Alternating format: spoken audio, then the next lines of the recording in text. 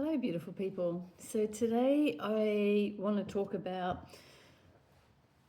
our elders of our community and our aging community. Why do I want to talk about this? Because I guess, so many different experiences through my work just breaks my heart. Breaks my heart, and especially today. So I was helping a family through the last stage of life and what that looks like for this particular family. So there's so much comes up with the experience of aging. So many experiences on so many different levels, from family members, the siblings, the sons and daughters of the families that become full-time carers. There's a lot of pressure in that regard. There's a lot of pressure with siblings fighting over estates even before their parents have passed on. Then there's the elderly themselves and everything that they experience.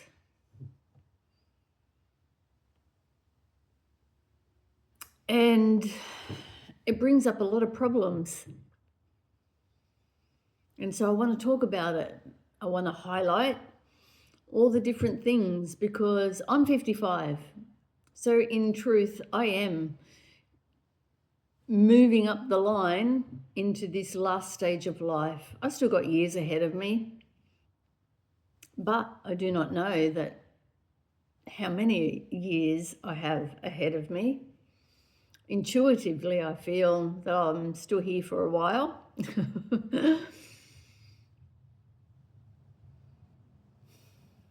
And so I want to bring some real experiences forward that I have seen, that I see regularly actually, and it breaks my heart.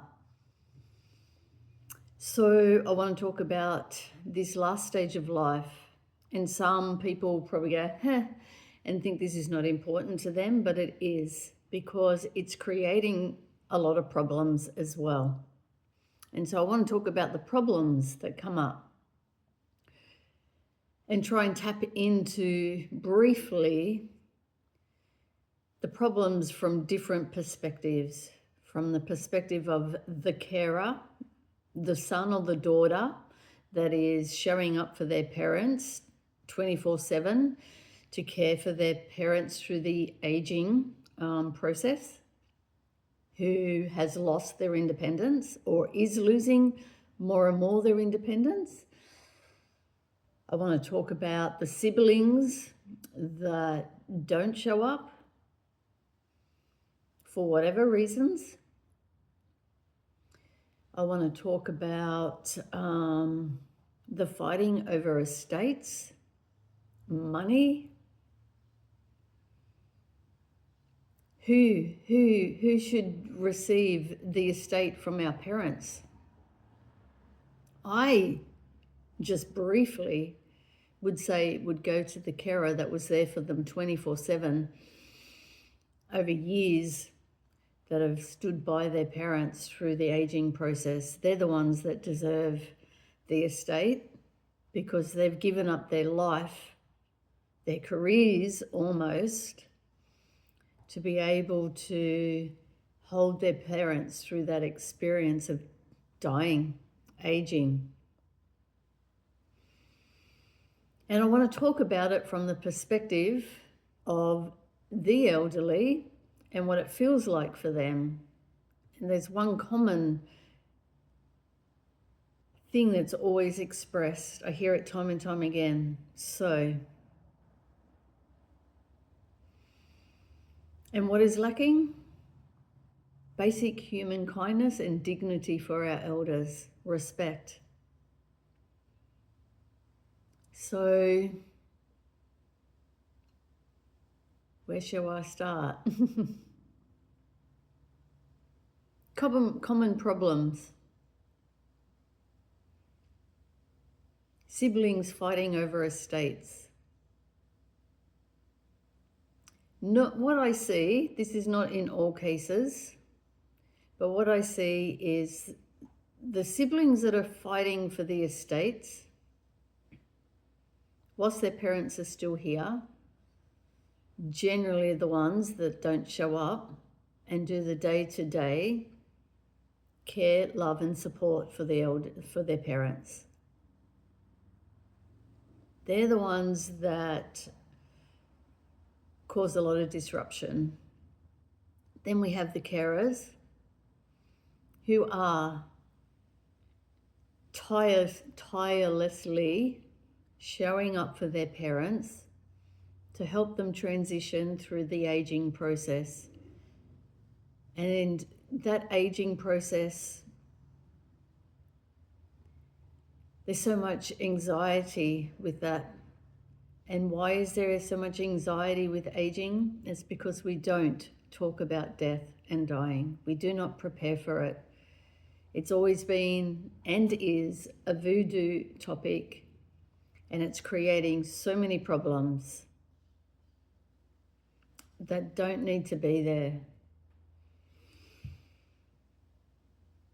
So what are some of the things that the elderly move through? They lose their independence. They get so frustrated because they can't do the simple things, the very simple things around their home. They become forgetful. They need help through the home. Little things like changing light bulbs and, there's just so many little basic things around the home. They can't mow the lawns like they used to. They can't clean because they get so fatigued and tired. The vacuums are heavy to hold. A kettle is heavy to hold. They become forgetful. And often the most common thing that they voice to me is they feel treated as if they're completely stupid. This may not be intentional from perhaps the family that is trying so hard to show up, but we can not always have a great deal of compassion when we are showing up for our parents because we're overstressed. We're stressed. Say, like if we're the carer, right, we're going to be stressed because we've given up also a lot of our life, our career. It impacts, supporting our parents impacts our career. We worry that our parents are going to be okay on their own if they're living on their own. But from a carer's perspective, they too give up so much of their life to do the best they can to support their parents. And not all siblings show up. There's often only one sibling out of the whole family that's pretty much there 24/7, making sure that the meds, their medications have been taken, or taking them to doctor's appointments, changing their beds, getting the sheets washed, doing basic shopping for them. You know, there's heaps. Just, you only have to reflect on your life and everything that you do in your life on a day-to-day basis. That now needs to be supported for our elderly. And so as a carer, you give up, and it puts a lot of stress on your life, your family, your children, because you're trying to do so many tasks. I get it. But sadly, if there were more siblings that showed up to share the load, so to speak, that would make it easier. That's one solution. But when we're stressed and trying to do the best we can to support our parents, we can often lose patience, compassion for their forgetfulness, that they can't remember how to do something, compassion that they struggle to use their phone, that we take for granted in being able to do so. The simple little things. Yes, it is simple. Boom, boom, boom. A few clicks and we've got whatever it is that we're doing on our phone done. It's not that easy for our parents. They haven't grown up with technology, and some do better than others is what I see. And so the discomfort for an elderly person, an aging mother or father or both, is they're frustrated within themselves because they can't do these things. They can't do the stuff they used to. And if they have been extremely independent, it's more so frustrating. Because they actually want to do stuff for themselves. And so when we lack compassion and perhaps maybe say something that wasn't kind, often being told, the elderly feel they are told or treated as if they're completely stupid. But the truth is, they're not stupid. They're aging. And this is the part that we're not doing now in my age as a 55-year-old, if not beforehand, preparing for what aging looks like. We do need to prepare and consider what it's going to look like if I can't do the normal things, everyday things in life. If we don't prepare for that and at least put it in the forefront of our minds and know how we're going to handle that and who's going to support us, then there's a lot of problems with siblings in the family, support networks, of whether that is journeyed through ease and grace, or whether we journey as an elder through that space with anxiety and depression because they can't go out anymore. They can't socialize. All of these aspects of socializing and our support networks, that where they once were able to just go and see a friend, they can't do that. They are bound almost to the home because they're not driving anymore. This is the pressure that then goes on to the carers, the family members, to give them those opportunities to socialize with their friends. So much of our lives as we age becomes a loss. There's loss of social connection, there's loss of community, there's loss of other friends of their age bracket that are also passing and leaving the world. There's massive loss of independence.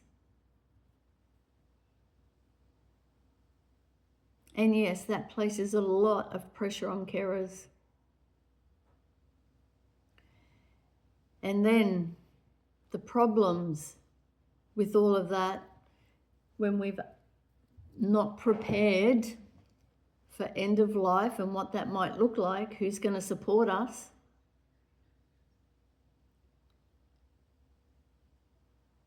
the younger generation, there's many that run from that experience.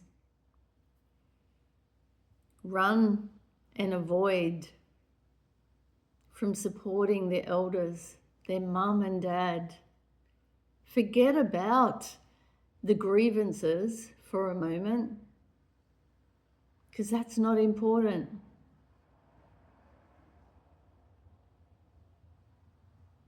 What is important is a human life, and that they transition the end of life, the last stage of life, with dignity, with basic human kindness. And then, so what do I see from the younger generation? I see siblings fighting over estates. That's a big one. I had an elderly crying to me today. He nearly broke my heart. He was so saddened because he had two siblings. He had two children. He has two children. One that's cut themselves off many years ago, who's only come back recently fighting for the estate to be a power of attorney. And here we had the other sibling who was actually day in, day out living with his family, with his father, doing the work day in, day out, caring for his elderly father. And he was broken today. I saw it. I felt it.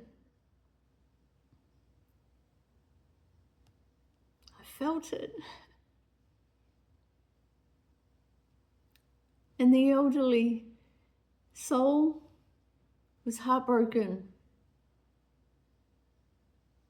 that the other sibling was squabbling over what he said was his hard-earned money and estate. He worked freaking hard for everything that he created, and he created a pretty good life. And he's also absolutely in such anxiety because he's losing all of his independence. He is so frustrated because he can't do the stuff he usually does. And he took me around his huge property and showed me the joy of his life.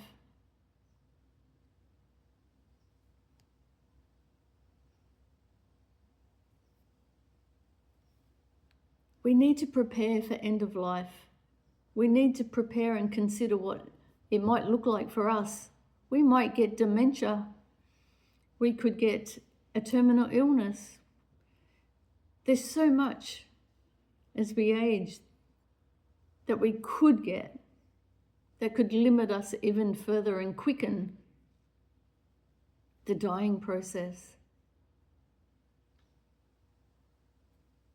We need to have our estates in order at age 20. If we can vote, which is another story that I'm going to talk about, our adult children, and making sure they have their estate, their wills written, even at age 20, especially nominating who they want as their power of attorney.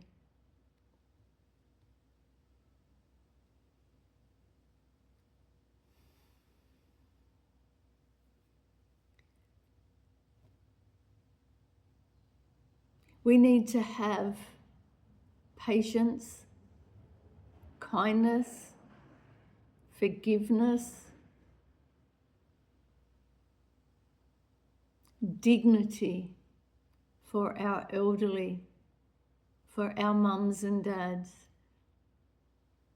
And we need to consider our motives, that if we're chasing an estate, we need to look in the mirror. I'm sorry, but we need to look in the mirror.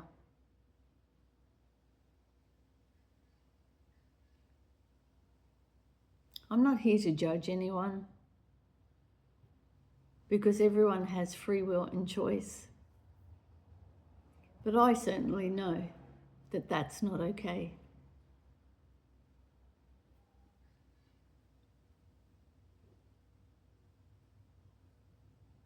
And so today is just talking about some of the common things that come up in association with end of life, with aging, and the very important matters of life and death that need to be taken into consideration well before,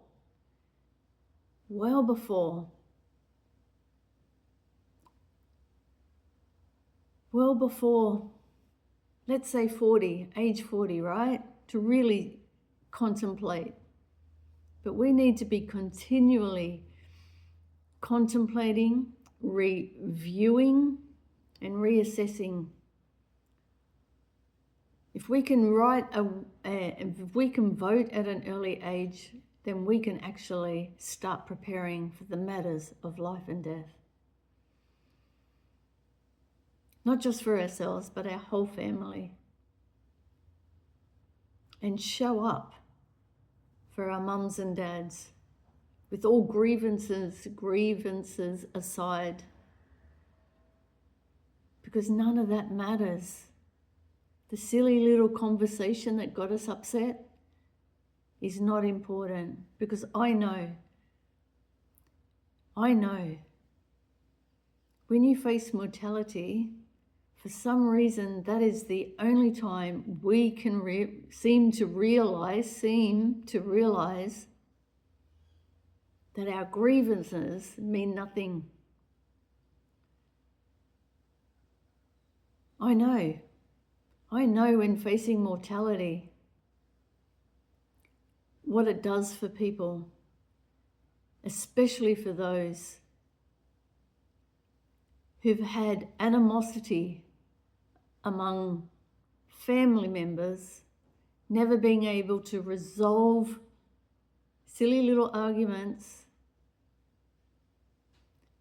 cutting themselves off completely. But when we face mortality, all of a sudden you realize that was a waste of time. It's common. A common experience that takes place. And then those that are facing mortality, they want reconciliation. The reconciliation, in truth, needs to happen a lot sooner, so you do not waste a life that could have been shared. I hope this is received with love, so that we reflect on who we are as a person and how perhaps we might show up for our parents, and parents, as elders, make sure you've got your affairs in order. Make sure you've got your affairs in order. We all must start embracing, acknowledging that death is a natural part of life, and start preparing for it. And I just saw Raven. He's always around me. Anyway, namaste.